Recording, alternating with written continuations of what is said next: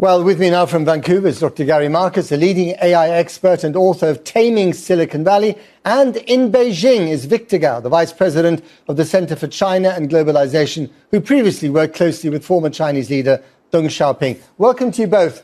Let me start with you, Dr. Marcus. How big of a deal is DeepSeek? Is this the Sputnik moment of the AI competition?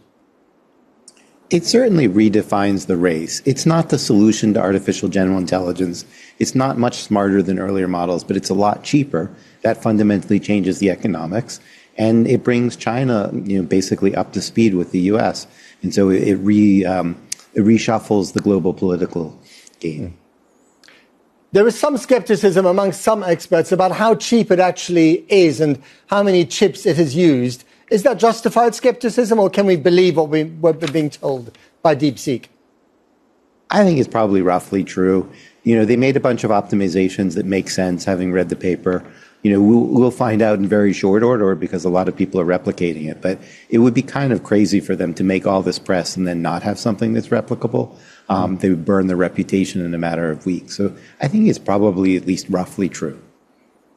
Victor Gao, thank you very much, first of all, for getting up at an unearthly hour in the middle of the night in Beijing. It's good to have you back on the program.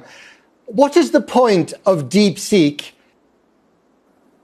Well, first of all, I think the breakthrough by DeepSeek means AI is not American intelligence. It means AI should be artificial intelligence for mankind.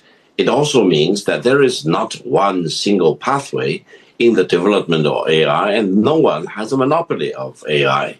And countries like China and many other countries all have a right to participate in AI and make their contribution to the development of AI. Now, DeepSeek is also very intelligent in itself, and it is really thinking deeply and seeking deeply. Victor Gao, how will AI change the lives of ordinary Chinese citizens? Well, from the Chinese perspective, AI is everywhere. We are already in the middle of this AI revolution, and AI revolution is truly a tsunami. It will change and shape and reshape everything we do as human beings, as a company, as an institution, as a government entity, as a culture, as a civilization. Therefore, AI is all embracive, and no one can stop it.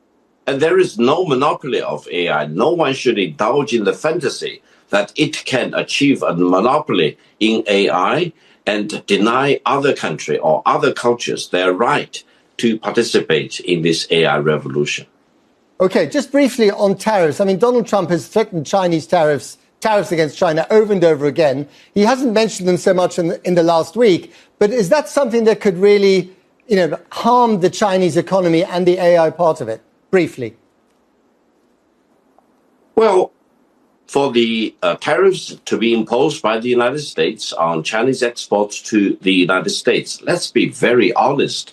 China does not pay a single penny of these tariffs. It is the American people who pay the tariffs. In a sense, the tariffs are U.S. tax against the American people. It will not scare off the Chinese people. It will make Chinese export painful in other ways.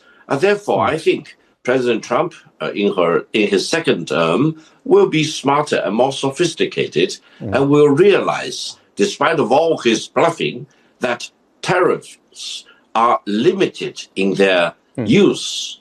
And hopefully he will not view China as the ultimate antagonist, because if he does, then his second term will not be a administration. Sorry, Victor, we've run out of time. We've run out of time.